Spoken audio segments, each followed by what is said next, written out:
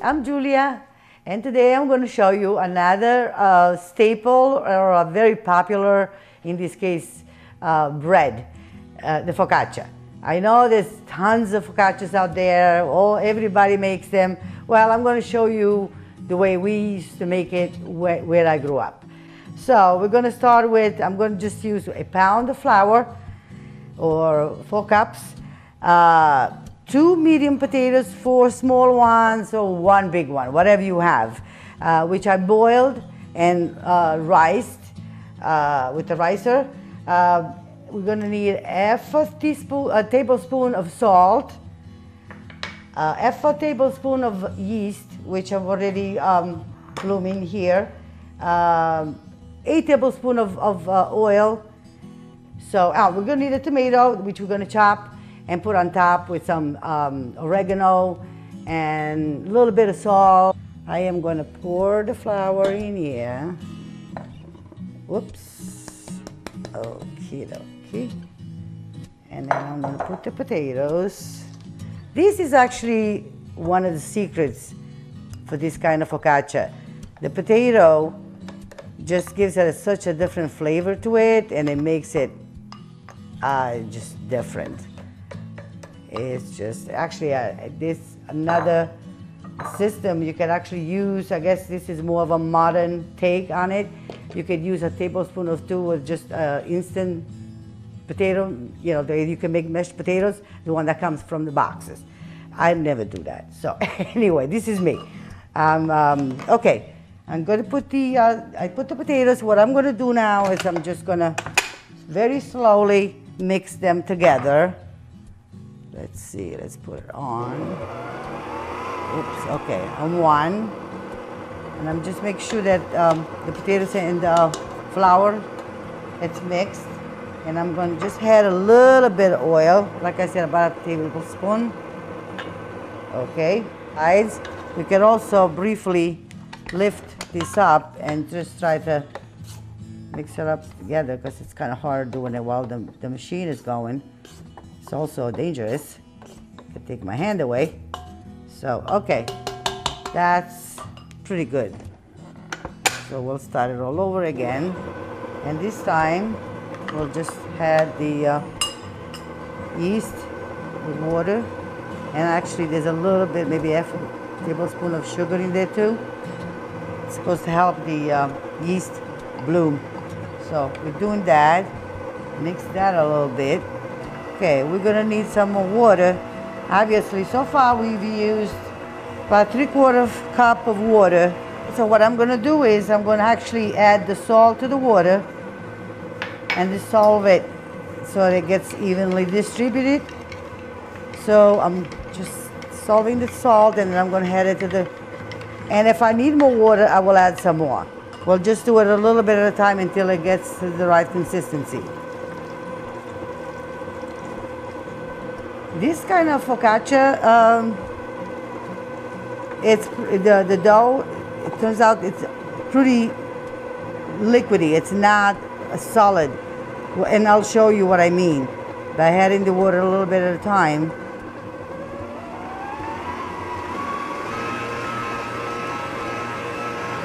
As you can see, as soon as it starts working really hard, the machine, the dough becomes very elastic. This is what you want with this kind of bread. And by adding the water a little bit at a time, it'll keep the texture of the dough the way we want it. So what I'm going to do now is just kind of scrape the bottom. I'm going to stop the machine for a second and lift it so that I want to make sure that everything is well incorporated. See how just kind of, we're only going to need a little bit more water, not too much more. This is already pretty good. I think we have the exact consistency that we want. So we'll just work this water in the dough, maybe another 3 or 4 minutes the most, and then it's ready to rise. And so now we're going to just kind of take the hook off, lift this bowl. I'm going to just scrape down whatever I can out of that. And then I'm going to show you one last step before we put it to rest so that it rises. It's one of those little secrets where, you know, one of these things, one of the reasons why the focaccia comes the way it does is that you work it to the point where you incorporate a lot of air in it. And then it comes very light. Okay, it's off. So I'm going to show you. You're just incorporating some more air in it. So you just keep working it from the bottom to the top, like this. And you would do the same thing if you would do it by hand. So right now we're just going to cover it and let it rest until it rises about double the size. It might take between 3/4 of an hour to 1 hour. Okay, so we're going to cover it so that no hair or no skin forms on the dough. And then we're going to put it in a draft-free place. What I usually do, if I don't need the oven for anything, I'll just stick it in the oven. The oven is off. It's just so that it stays in a place where there's no draft. Okay? That's where we're going to keep it. And so we'll chop the tomatoes kind of small. And you can use cherry tomatoes, grape tomatoes, whatever you have, whatever you can find. Today I just happen to have these tomatoes. They'll do just as fine, just fine. We'll make them small. This way we are. Okay, now we're going to go to the oven and get that dough out the bowl. And let's see. Oh, looks really good. So as you can see, it's basically double the amount that we started with. So this is good.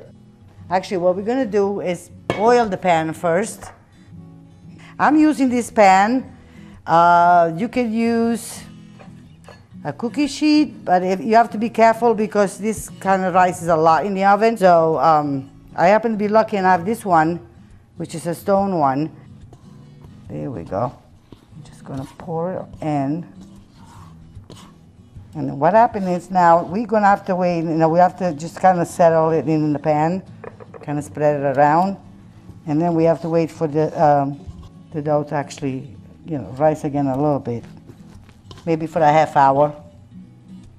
Cover the whole pan, and eventually what I do is, like, if you get a little bit of the oil, your hands won't stick as much.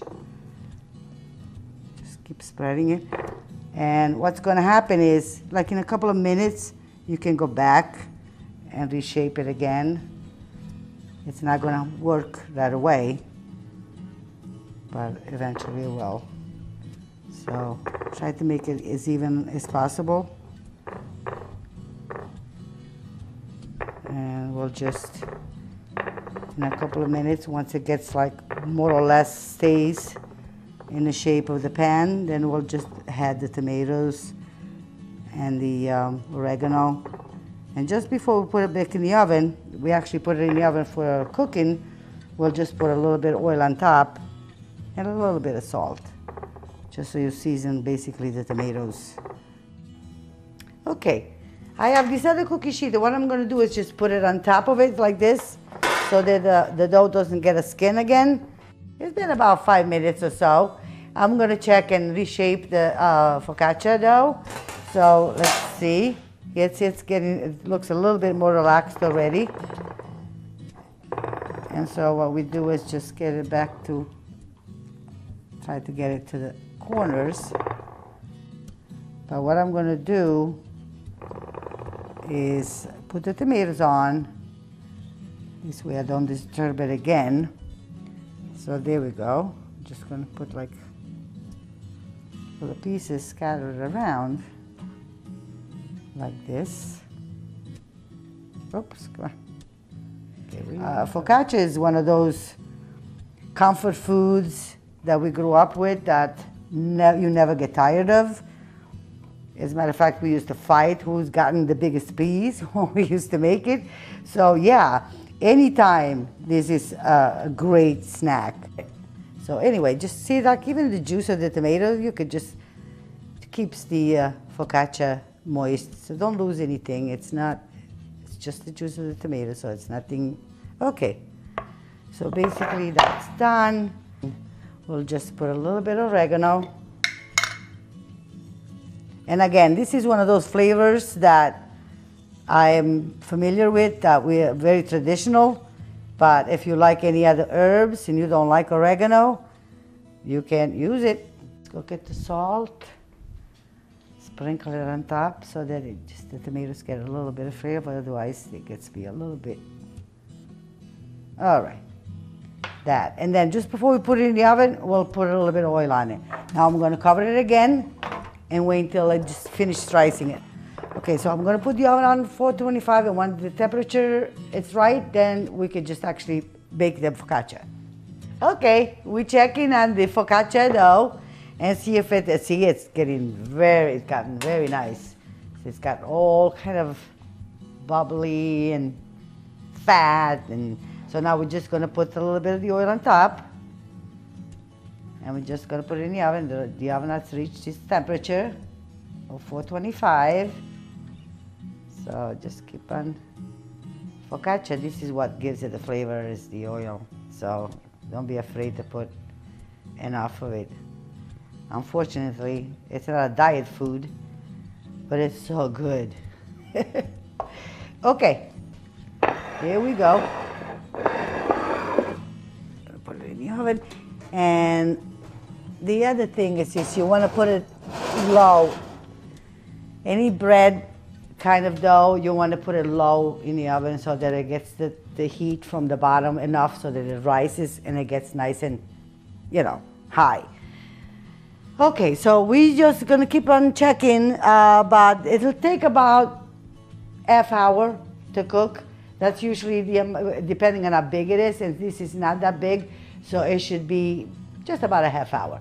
So we'll check again in a few minutes to make sure that it's doing okay. We're going to check on the focaccia. It's been in the oven for about 20 minutes now, so we're gonna see how it's doing. And it's getting a nice color right now. So it's probably another 5 minutes, 6 minutes the most, and then it should be ready. So let's keep it so that we don't lose the heat. And okay, we'll check again in 5 minutes. Okay, focaccia should be ready. And it is. Ooh, it looks good. There we go. I'll show you the top in a second. The top looks good. Let's see what the bottom looks like. Yeah, perfect. All right. So what I'm going to do now is just lift it out of the pan so that it doesn't get soggy. And we'll let it cool off a little bit, and then we can eat it. There we go. 5 minutes and you're all mine. We'll let it cool down just about 5 minutes. We just can't wait too long. We all hungry and we can't wait for the focaccia. See how all the little eyes in there and about that, this is basically what it's supposed to look like. We'll hope that it'll taste is good too, so. Okay, just gonna, and there's the focaccia, all ready.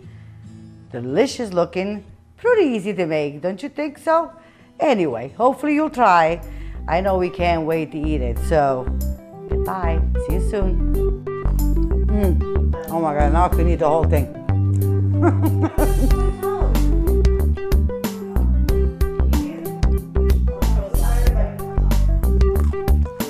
Oh my gosh.